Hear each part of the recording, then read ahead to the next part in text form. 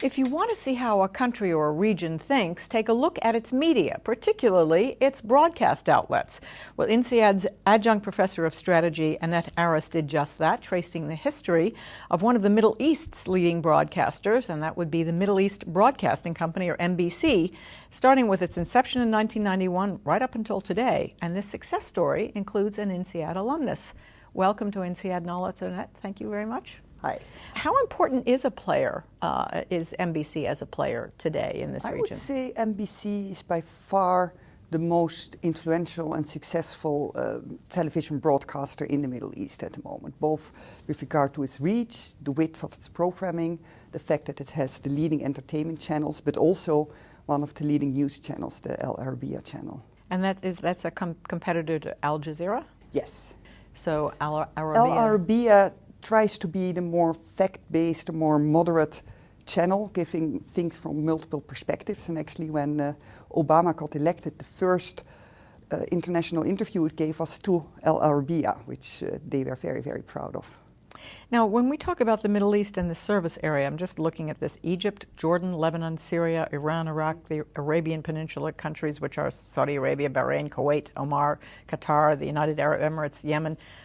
We think of this region as kind of homogeneous, but it's not. No, it's very, very different in the stage of development, the GDP, the amount of internet penetration, freedom of speech, even languages tend to differ. However, the main thing is that in the Middle East, all people watch satellite television. And satellite television, and that's mainly because satellite television cannot be controlled by governments. Isn't that problematic? I mean, how do Saudi Arabia, which I believe in your case study you point out is still the biggest audience, that's going to be a lot more conservative than Bahrain. No, basically at the end of the day, because the important part is that most of the advertising money is actually coming from Saudi Arabia. So the content has to be such that families in Saudi Arabia can watch the programs together. Let's go back to the beginning here. Initially, it really was a family enterprise. In the early 90s, satellite television started to grow in the Middle East against a lot of resistance, but governments couldn't stop it. And Sheikh Al-Walid saw this opportunity, saw the growth market, but then he also realized he really had to first learn the trade before he could really go big. So he basically started by founding this relatively small organization in an old location from BSkyB and hiring mostly UK people just to start gaining experience. And at that point in time, it was mostly family funded. Which nationality is he? He is Saudi Arabian. And he also had this deep belief that his vision is he wanted to bring the world to Saudi Arabia. And he knew there were many restrictions, but basically his idea was, he said, you should be able to talk about everything, but in a respectful way. Now, one of the things that I thought was interesting in the case study is the head of television, Tim Reardon, who is still there and was there at the beginning, I take it. He was at an international media television convention and bought packages of Hollywood movies for very little money. Yeah.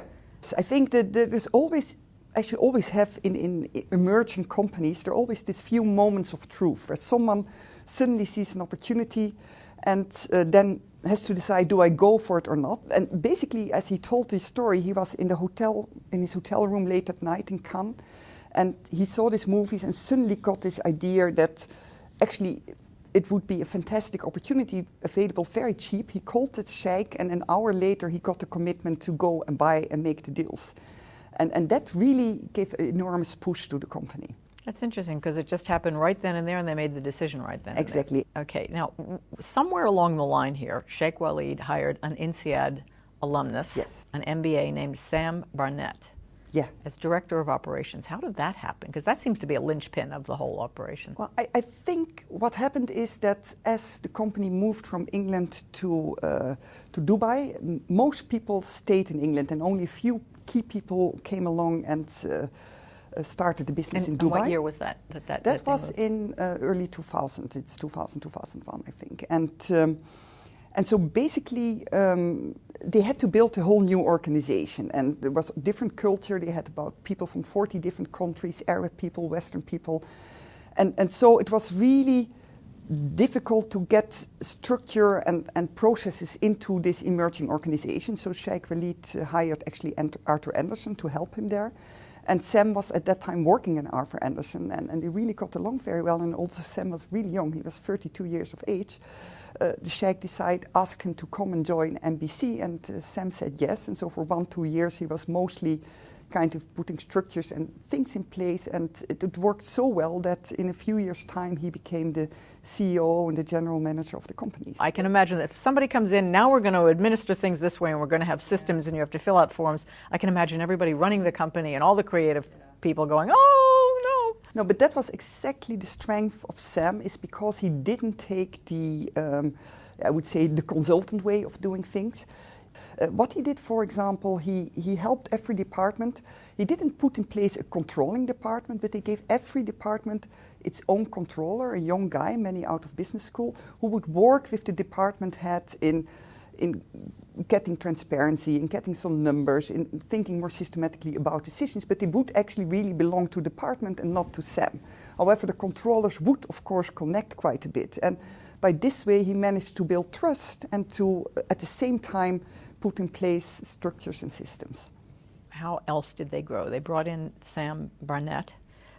They beefed up their advertising sales. Yes. How did they do that? Well, actually, selling advertising in the Middle East is very, very complicated because, as opposed to the Western world, there is no good measurement system in the Middle East. So you don't know actually how many people are watching programs, which is the most important number if you talk to advertisers. They don't have Nielsen ratings, or they don't have anything? No, they don't have like these panels and the boxes. So basically what they do, they call people and they ask them what they watched, and guess what? People don't really tell. They also don't know. Right. Well, they know, but they rather don't tell. So, so that it is a very complicated world, and basically the only companies who advertise in the Middle East on television are larger, big multinationals. So basically they did a very unusual step for media companies. They outsourced the advertising sales to Al Khoury Group. It's a Lebanese family. So they had certainty about their income.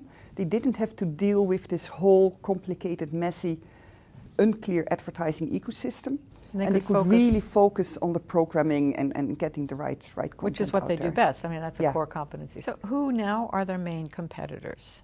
And what about the internet? The thing, of course, in the Middle East is that there are only very few countries where you have a significant broadband penetration. And so it's actually more going to be mobile than internet, which is going to be the new platform people are going to consume content on. And that will take a while before you have such mobile infrastructure that you really can watch video easily. What lies ahead for this company, looking down the road, maybe 5 years, 10 years? They realize they will get much more competition.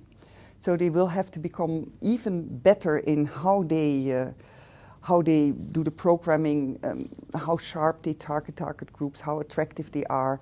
They actually just reorganized also their whole approach to marketing, in which really thinks across both the distribution strategies, so what's satellite and internet and those things, about consumer segments, the type of products they want to, the type of programs, content they want to deliver to it, and from this, the type of brands they want to build, and from this top-down marketing view, they then start cascading that in the organization. That sounds very sophisticated. It is, actually. Actually, they're quite ahead of many European media broadcasters. And also the fact that they have all this competition. There are 400 satellite channels out there they have to compete against. So it has made them more sharp, I think, in really thinking about the content and the branding. And they are actually really ramping up their own production.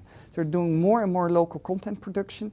And they're looking also more for unconventional content. So they're looking at Indian soaps. They just had enormous success by introducing Turkish soaps.